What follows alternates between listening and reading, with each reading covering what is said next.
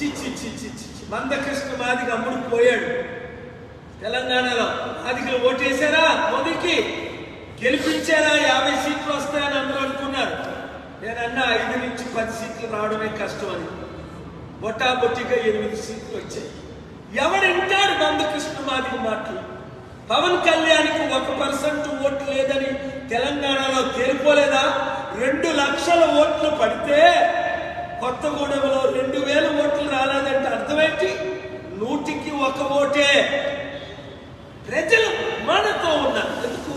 మనం అమ్ముడుపోలేదు, నీతి నిజాయితీగా ఉన్నాం, కన్నీరు తొడవగలం, ఉచిత విద్య వైద్యం ఇవ్వగలం, ప్రతి నిరుద్యోగికి ఉద్యోగం ఇవ్వగలం.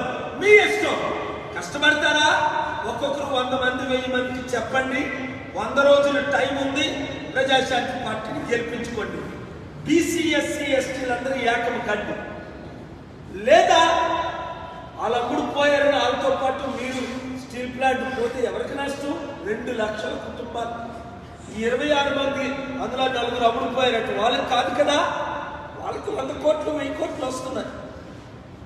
అందుకనే చిత్తశుద్ధి ఉంటే టీడీపీ ఎమ్మెల్యే ఎంపీలు, బీజేపీ ఎమ్మెల్యే ఎంపీలు, కాంగ్రెస్ తెలంగాణ ఎమ్మెల్యే ఎంపీలు, ఎక్కడున్న ఆంధ్రప్రదేశ్ వైఎస్ఆర్సీపీ ఎమ్మెల్యే ఎంపీలు 5 రోజుల్లో ఈ జిందాల్ అగ్రిమెంట్ క్యాన్సిల్ చేసి ఆ బట్ని కానీ సస్పెండ్ చేయకపోతే సీఎండీని ఎక్కడ ధర్నా చేద్దామో చెప్పండి.